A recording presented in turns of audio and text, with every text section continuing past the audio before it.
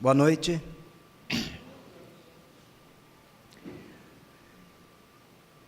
Quando Jesus esteve conosco na terra, Ele nos deixou diversas falas que vieram através dos evangelistas, e cada uma delas se aplica a nós nas diversas oportunidades que nós temos na trajetória terrestre e mesmo quando estamos desencarnados. Uma delas: quem quiser vir após mim, pegue sua cruz a cada dia, renuncie a si mesmo e me siga. Quem quiser vir após mim, pegue sua cruz a cada dia, renuncie a si mesmo e me siga.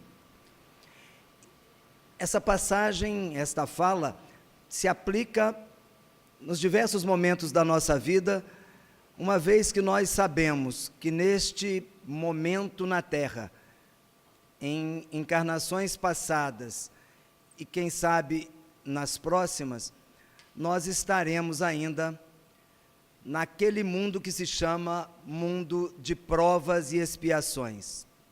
As dificuldades são inerentes a esse tipo de mundo. Não estamos aqui a passeio, estamos aqui com o objetivo de evoluir. E para que a gente possa evoluir, necessário que nós resolvamos os nossos problemas. Nos dois planos da vida, seja aqui encarnados, seja aqui quando saímos dessa vida e desencarnamos, não há conquista sem esforço, não há evolução sem esforço. Precisamos burilar o nosso íntimo para que possamos corrigir defeitos, aparar arestas.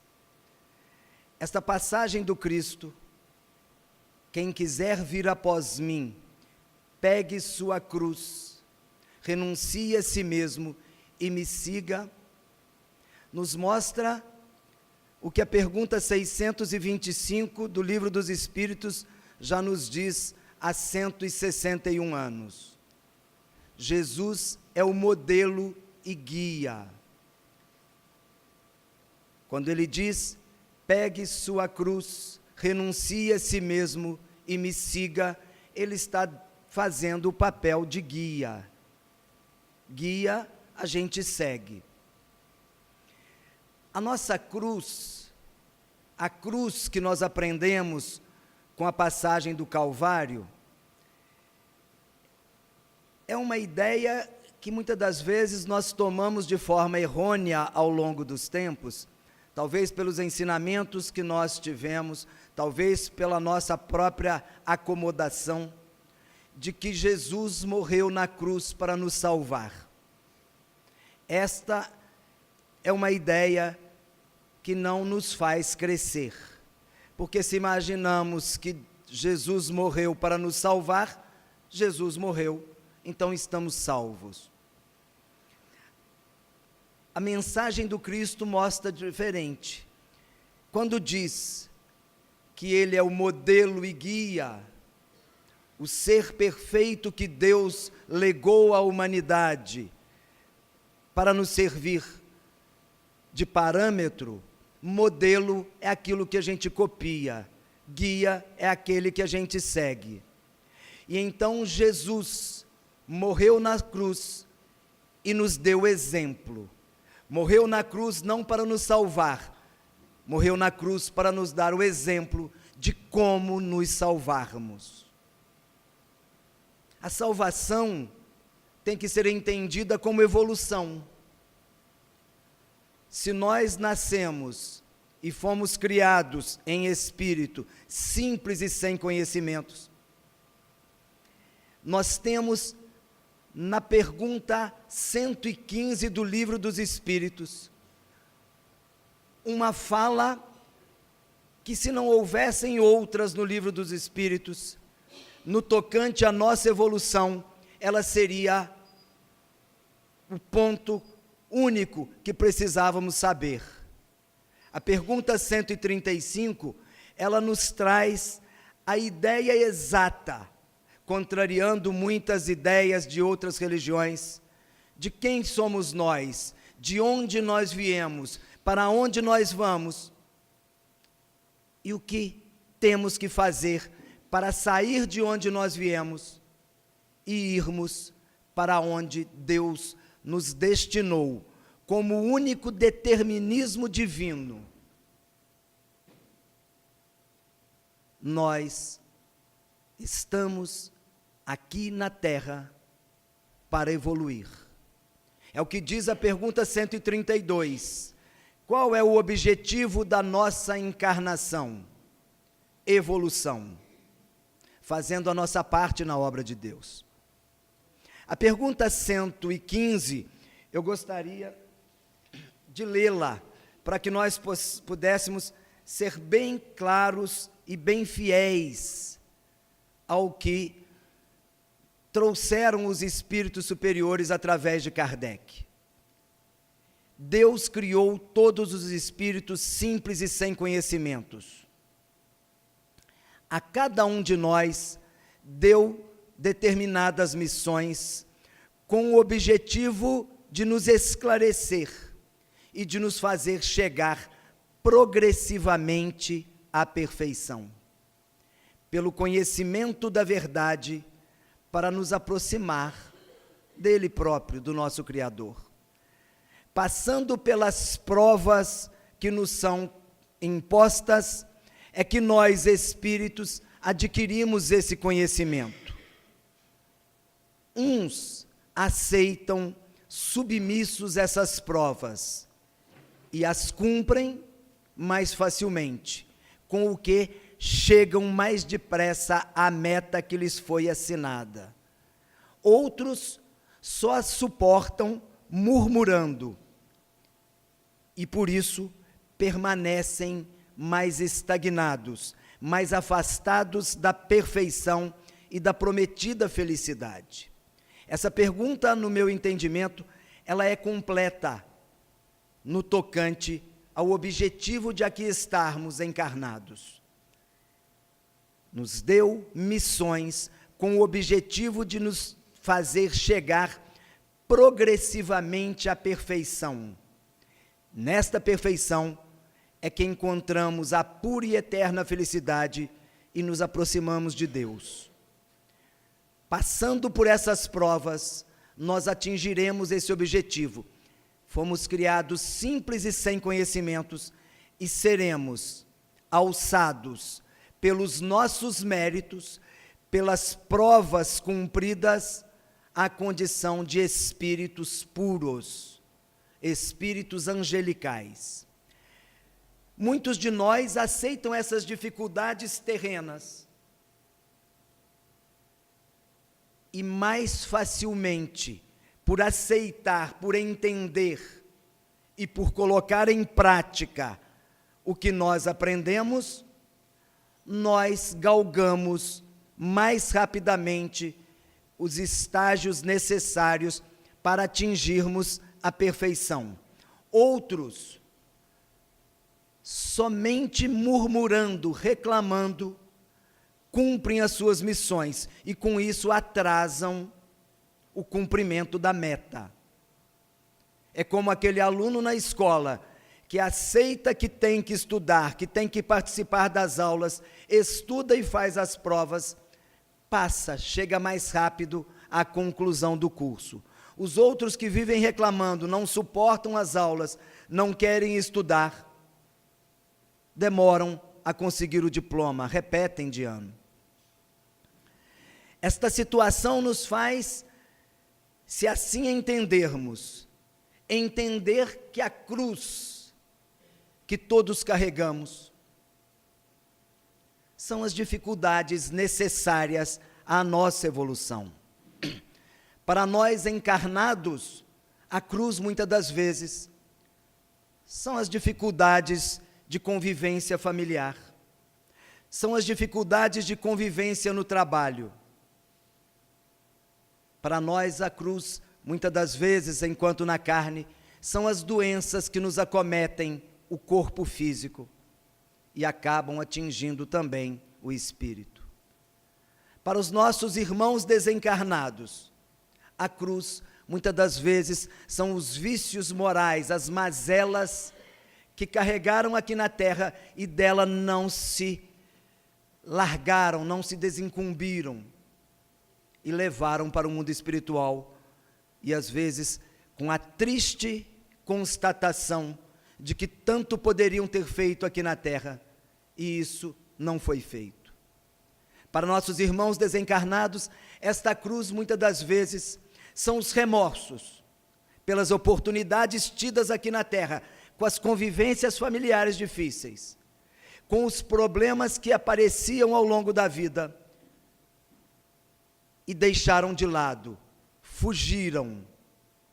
Este remorso traz a nós, quando desencarnados, e aos nossos irmãos já desencarnados, aquela triste ideia de que chegaram cedo à estação de trem, com o bilhete na mão para a viagem, e deixaram passar o trem, que parou, esperou, e eles ficaram enquanto a vida continuava. Essa ideia para o desencarnado mostra que o planejamento espiritual feito antes da encarnação, com todos os parâmetros trazidos pelos nossos mentores guias, não foi cumprido, porque nós negligenciamos, porque nós pegamos as provas, as missões, e murmuramos, e reclamamos, e não fizemos. Aquele que quiser vir após mim, pegue sua cruz, renuncie a si mesmo e me siga. A ideia do Cristo é mostrar que aquele que quiser seguir como ele seguiu, que quiser cumprir o exemplo que ele nos deixou, nós temos que segui-lo, carregando a nossa cruz, não a cortando, não a deixando pelo caminho, não abandonando a família complicada, não abandonando, muitas das vezes, os filhos, os pais, os problemas que surgem. Pegue a sua cruz e me siga. A cruz é tudo isso, são os obstáculos, os problemas, as dificuldades, as doenças. E nós, muitas das vezes, reclamamos, murmuramos contra Deus, blasfemamos contra Deus e perdemos a oportunidade de seguir o comboio capitaneado por Jesus. Renuncie a si mesmo. A ideia da renúncia a si mesmo é deixar de lado o que a matéria nos chama, muitas das vezes com um apelo muito difícil de realmente o deixarmos, os prazeres materiais, os prazeres da carne. Essa renúncia não é deixar de viver porque precisamos do corpo para viver. Essa renúncia não é deixar de nos alimentar, de nos vestir, de trabalhar, porque precisamos disso para cumprir a tarefa. Mas é não dar o apego ou não nos dedicarmos excessivamente às coisas da matéria. Renuncie a si mesmo e me siga. Deixe de lado esses chamamentos materiais e lembre-se de que o Espírito é o único, é imortal e seguirá com todos os valores morais para o bem e os desvalores morais para o mal que nós carrearmos nesta caminhada. E é muito importante que nós tenhamos esta ideia de Jesus, no sentido de que não há outro caminho para se atingir esta almejada felicidade. Não a felicidade que nos enganamos aqui na terra com os valores materiais, mas a felicidade da paz de espírito. Diz Emmanuel que a paz do espírito é a quitação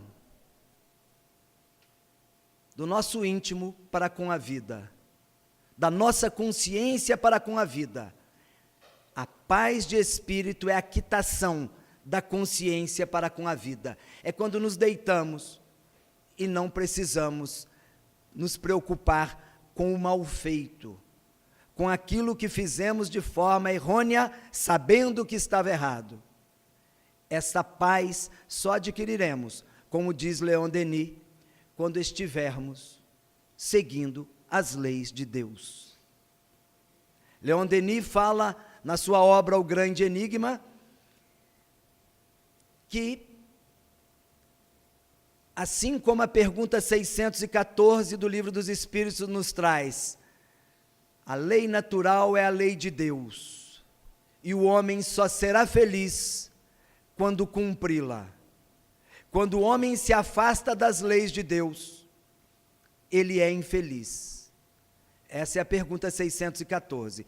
E então vem Leon Denis e diz que os atributos de Deus, que a lei de Deus vem gravada na nossa consciência, como diz a pergunta 621 do Livro dos Espíritos. E Leon Denis usa dessa pergunta e fala que o homem só é infeliz quando se afasta da sua consciência. Porque quando ele se afasta da sua consciência, ele se afasta das leis de Deus, dos valores divinos. Quando eu sei que eu não devo descumprir um mandamento divino, e o descumpro, eu estou me afastando dele.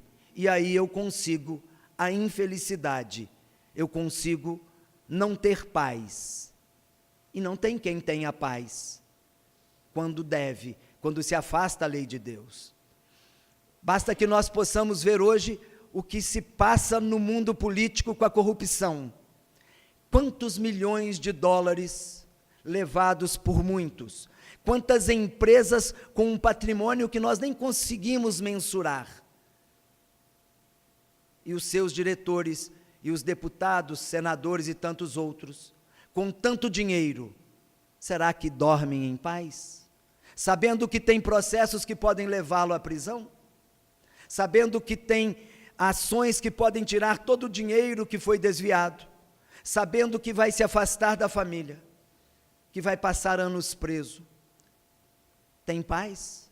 Não tem paz, porque se afastaram da sua consciência, porque ao pegar um dinheiro que não era nosso, nós estamos sabendo que não devíamos fazê-lo, que Deus não aprova isso, porque as leis de Deus não são nesse sentido. E então, quando qualquer um de nós comete um desvio qualquer, nós nos afastamos da consciência, e assim, nos afastamos desta felicidade, que na realidade é a proximidade com Deus. Não é a felicidade que aqui na terra nós tratamos, mas é a felicidade de ter um coração puro, de ter a consciência tranquila. É muito bom que a gente raciocine sobre o que estamos fazendo aqui na terra, que é exatamente evoluirmos.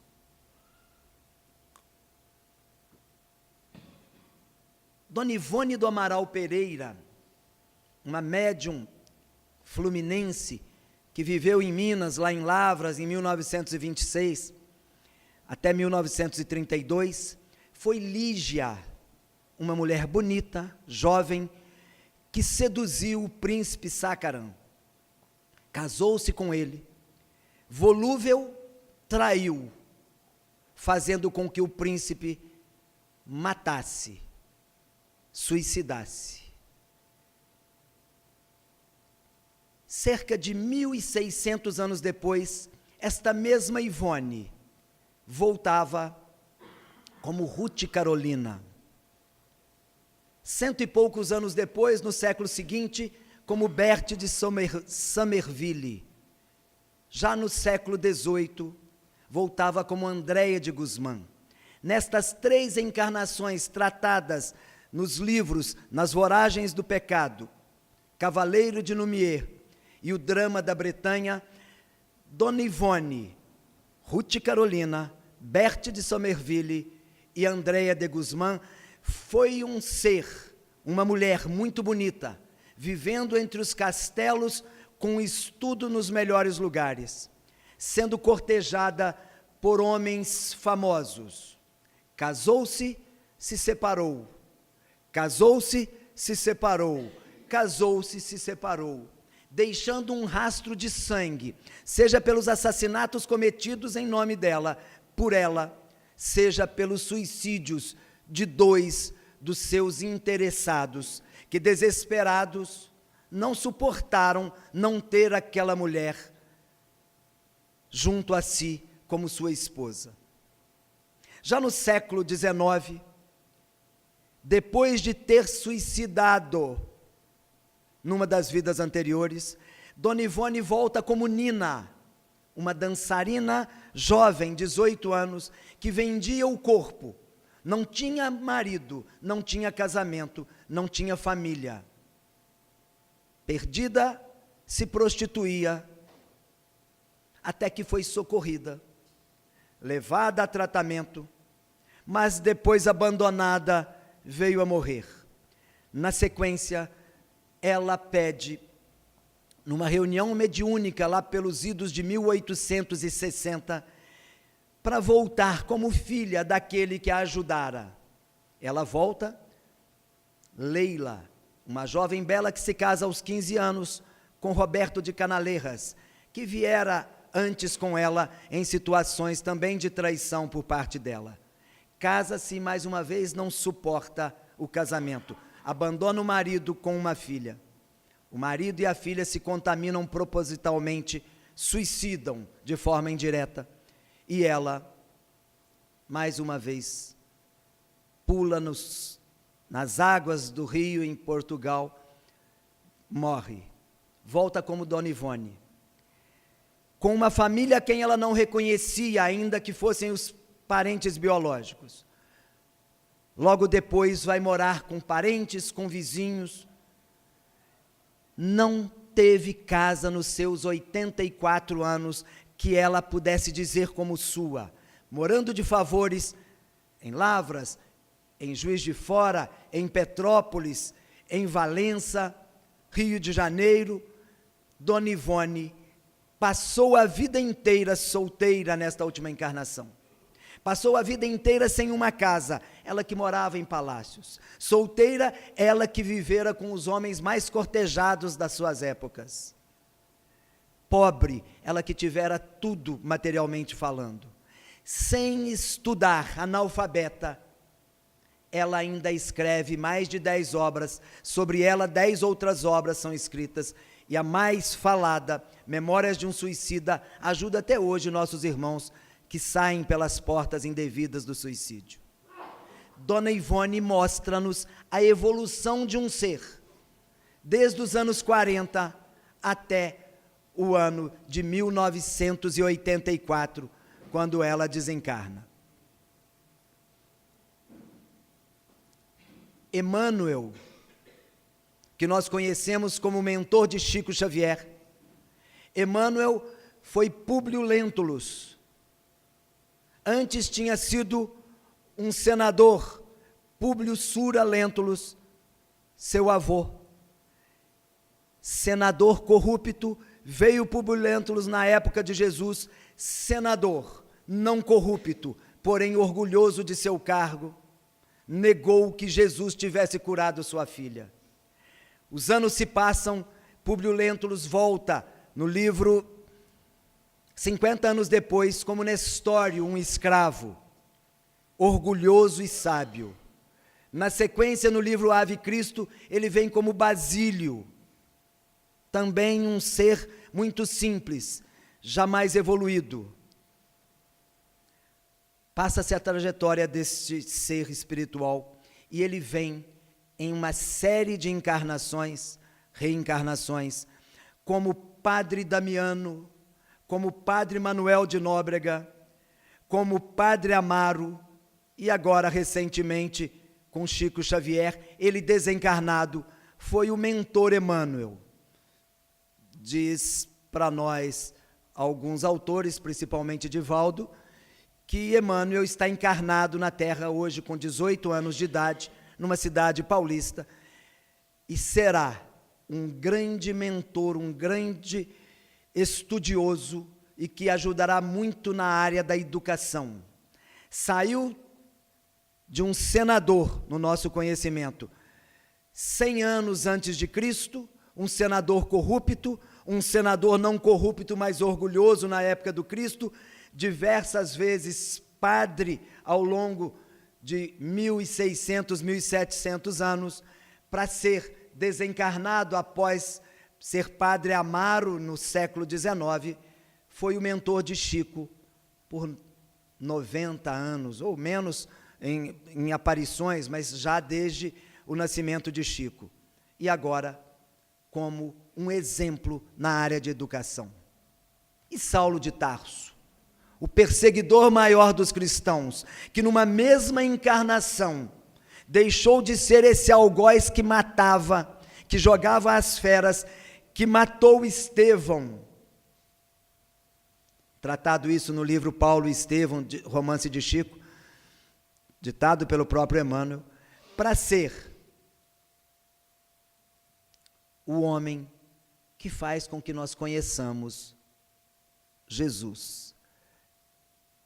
Paulo de Tarso, que veio com mudança de nome, era o mesmo Saulo, na mesma encarnação, deixou de ser perseguidor para ser divulgador, ativo da doutrina cristã. Com mais de 10.000 quilômetros a pé, com mais de 5.000 milhas de barcos naufragando, sem estradas, apanhando quando chegava, levando pedrada quando saía, deixou-nos o cristianismo vivo, ainda que deturpado ao longo dos tempos, para agora o espiritismo, há 161 anos, esclarecer a verdade sobre as palavras de Jesus. Eu citei 3 exemplos. Dona Ivone, em 7 encarnações. Não falei do príncipe Sacarã, que foi aquele que muito matou por ciúmes, aquele que suicidou. Mas ele acompanhou Dona Ivone, e já no século XVI, era um grande mentor para ela. Foi ele que seguiu com ela pelo século XVII, como irmão, no século XVIII, como um padre amigo, no século XIX, como um nobre que a salvou da prostituição. Charles é o nome que ele é conhecido. Olha a evolução de Charles, dos anos 40, de homicida e suicida, a um benfeitor no século XVI, XVII, XVIII. Dona Ivone, de uma mulher sedutora nos anos 40 até nos anos 1900, como uma mulher perdida que não cumpria com os compromissos conjugais. Já no século XX, foi uma maravilhosa mulher que bordava, que costurava durante o dia para conseguir dinheiro, para comprar os remédios para aquelas pessoas que a procuravam no centro espírita. E ela receitava como médium receitista. E aquelas pessoas que não tinham dinheiro, ela comprava. 7, 10 encarnações dela, de Emmanuel, para melhorarem, ainda não como seres puros, como espíritos de alta envergadura, mas já muito mais próximos do que estiveram antes. Nós não temos muita notícia de Saulo de Tarso, mas numa encarnação ele saiu de algoz, de carrasco, para ser um cristão convicto. Assim como eles, nós também estamos em evolução. Assim como eles, nós já fomos piores. Hoje, cada um de nós que aqui está na melhor versão de si mesmo. Se hoje temos defeitos, em encarnações passadas, os defeitos eram maiores. Porque nós não retroagimos. Determinismo divino é evolução. Podemos demorar com as nossas falcatruas, com as nossas omissões, com as nossas reclamações, mas nós não deixamos de evoluir e não voltamos atrás. Então hoje, este que vos fala é o melhor que vocês estão vendo deste espírito aqui encarnado. Se ainda não estou bem, já fui pior. Se ainda não sou perfeito, chegarei lá, com os meus méritos. E como fazer isso? Segue Jesus. Esse é o roteiro. Jesus, como mestre, modelo e guia, disse para nós: eu sou o caminho, a verdade e a vida. Ninguém vem ao Pai senão por mim. Eu sou o caminho para Deus, a verdade sobre Deus e a vida com Deus.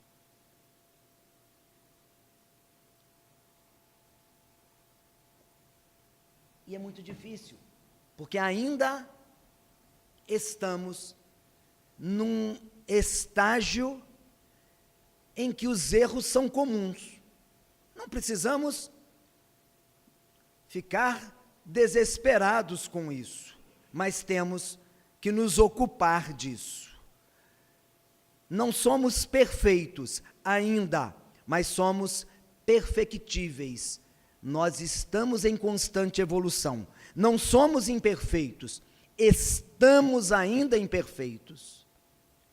Diz o capítulo 17, item 4 do Livro dos Espíritos: reconhece-se o verdadeiro espírita pela sua transformação moral e pelo esforço que faz para dominar as suas más tendências.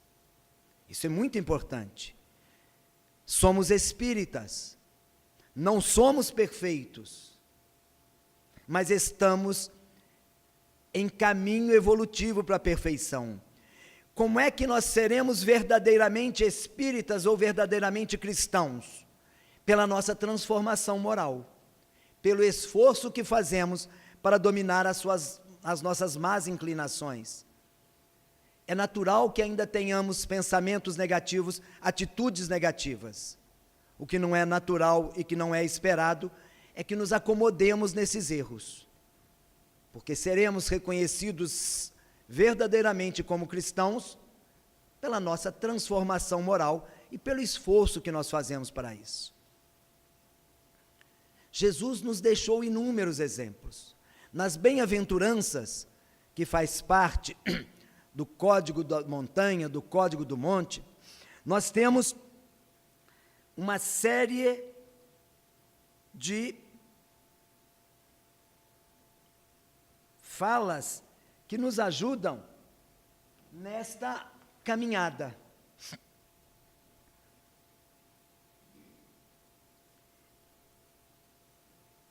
No livro Grande Enigma, que eu falei agora há pouco na introdução, Leon Denis nos traz pérolas.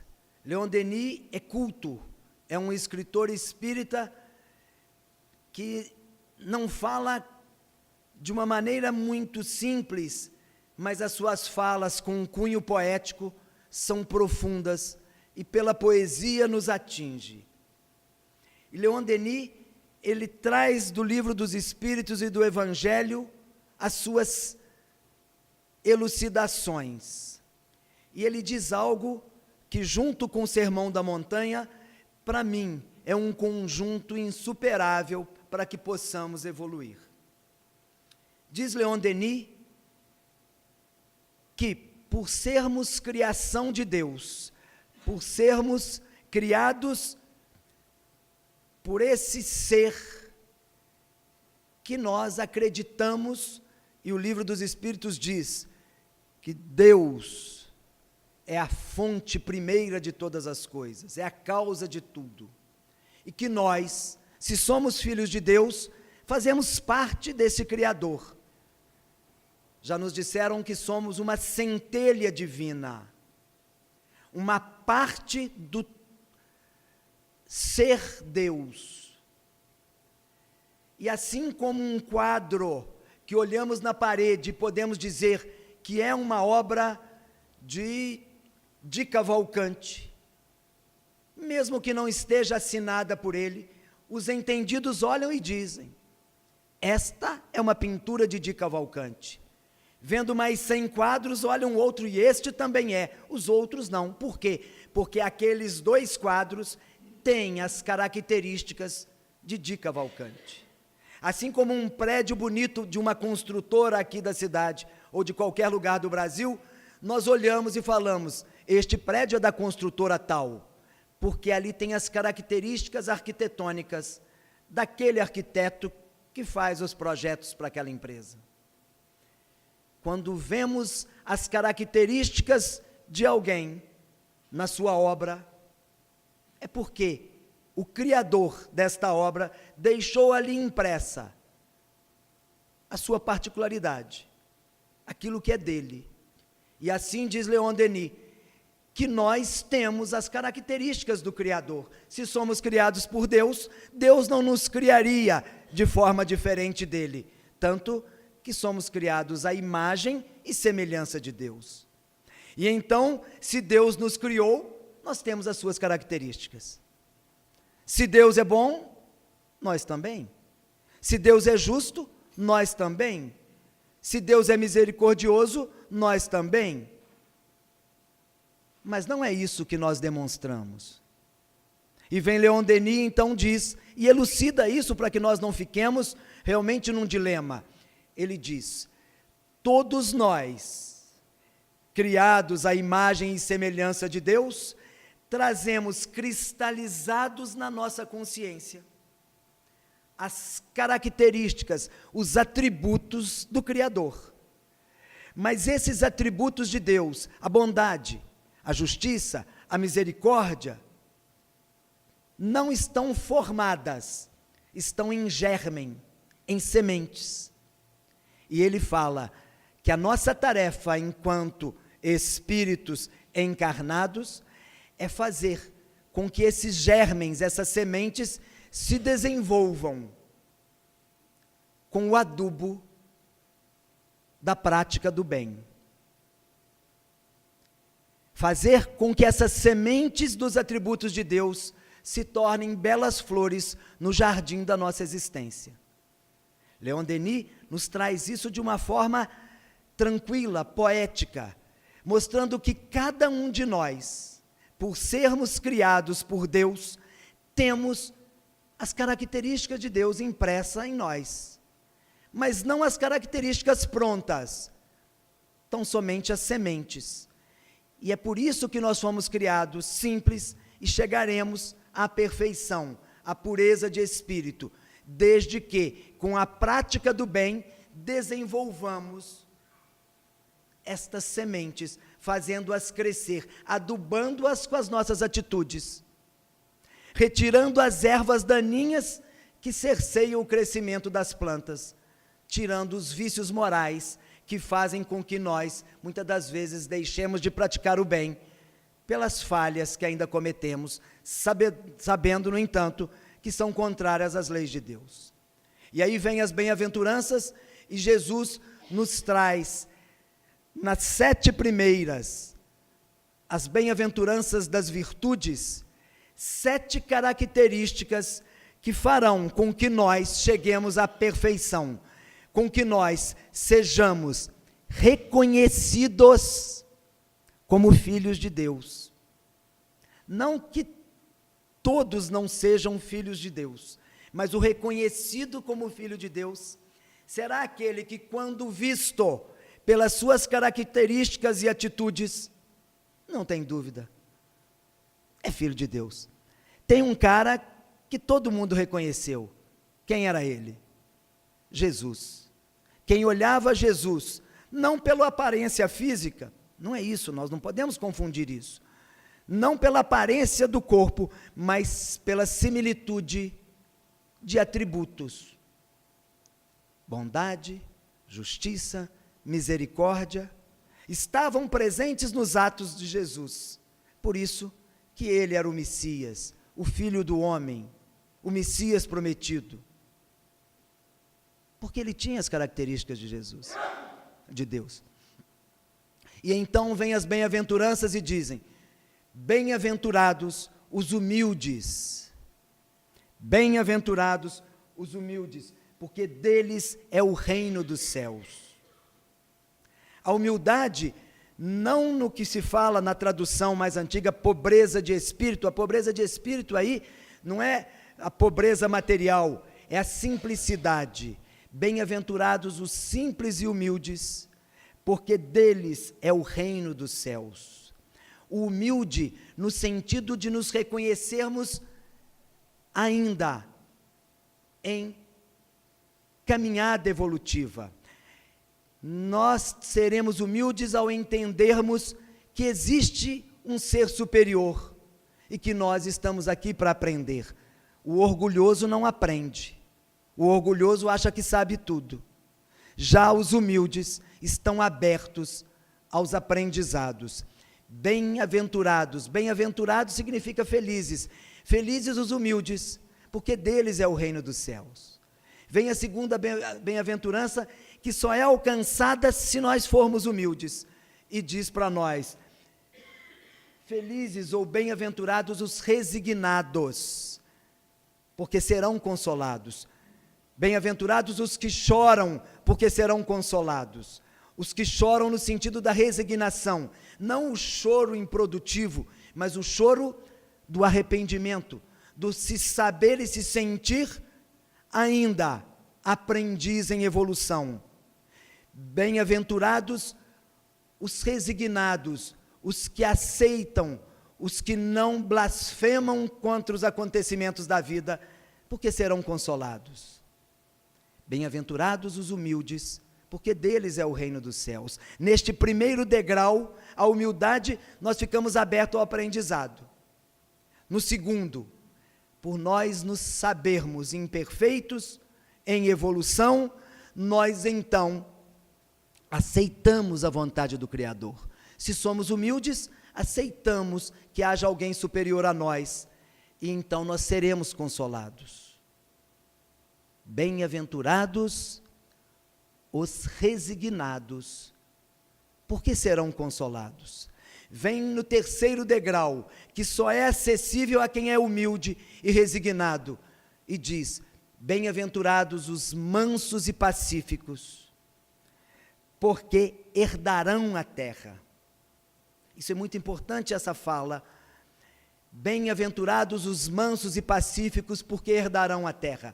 Nós estamos num momento de transição planetária, em que nos falam os espíritos que deixaremos o mundo de provas e expiações, a terra, para ser um mundo de regeneração, onde o bem prevalecerá sobre o mal. Bem-aventurados os mansos e pacíficos, porque herdarão a terra. Bem-aventurados os mansos e pacíficos, porque voltarão à terra proximamente num mundo melhor. Só estaremos novamente na terra, nas encarnações sucessivas, se nós formos humildes, para entender que muito ainda precisamos estudar. Somente voltaremos se formos resignados, porque mais rapidamente avançaremos, reconhecendo a paternidade divina e a insondável vontade do Criador.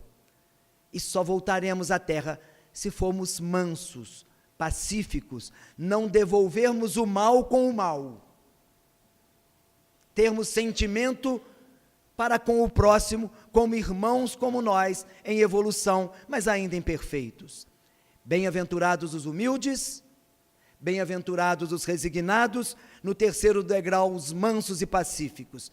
São os três atributos que dependem do ser, de nós. Ser humilde, não orgulhoso, ser submisso, resignado e não revoltado com os acontecimentos da vida. Por que eu? Não é isso. Para que eu? Para que isso está acontecendo comigo? O que Deus espera de mim? E aí eu serei manso, serei pacífico. Bem-aventurados os que têm fome e sede de justiça, porque serão saciados. A justiça no sentido de dar a cada um o que é seu. Não o de julgar, mas o de entender cada um de nós como ser em evolução. Só seremos justos nas nossas decisões se formos humildes, se formos resignados e se formos pacíficos. Aí sim consideraremos que somos já seres capazes de fazer justiça. Bem-aventurados os misericordiosos, porque receberão misericórdia. É o quinto degrau. Misericórdia só pode ter quem já faz justiça, porque sem a justiça, a misericórdia é passar a mão na cabeça do filho, do irmão, do outro. A misericórdia só se faz com a justiça. Havendo justiça, eu posso ser misericordioso, não no sentido de esconder o erro, mas no sentido de entender aquele que errou como algo como nós, em evolução. Tratar o outro com coragem de espírito, no sentido de não querer punir a toda prova, mas de querer reensinar. Aliás, a pergunta 171 do Livro dos Espíritos mostra que a justiça da reencarnação, ela é a prova de que Deus sempre dá a oportunidade. Deus deixa sempre aberta a porta para o nosso arrependimento, diz a pergunta 171. Finalizando, a sexta virtude, o sexto degrau: bem-aventurados os puros de coração, porque verão a Deus. Isso é muito importante, porque se nós já somos humildes para saber que precisamos aprender, resignados para ter a certeza de que a vontade do Pai é o melhor para nós, pacífico para não devolver o mal que nos fazem com o mal, podemos ser justos e misericordiosos. Já estamos próximos da pureza de coração, assim como Jesus nos mostrou o que era. A pureza de coração é ter o sentimento voltado para todos, não só para os mais próximos, voltado para todos os irmãos encarnados e desencarnados. Aqui nós temos, na prece de Cáritas, algo que no final diz mais ou menos assim: que eu seja o espelho que refletirá a vossa imagem.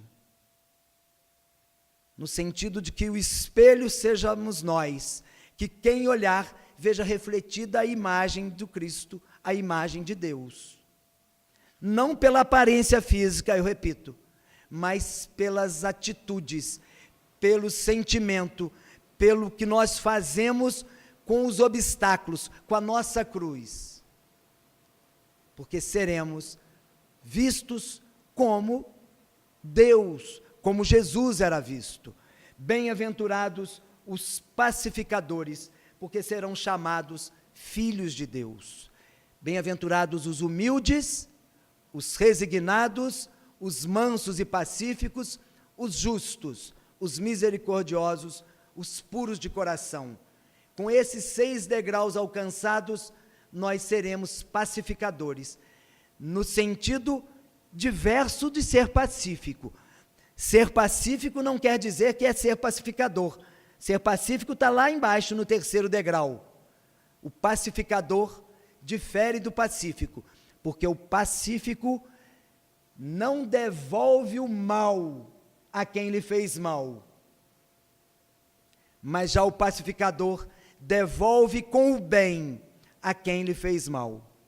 Bem-aventurados, felizes os pacificadores, porque serão chamados filhos de Deus.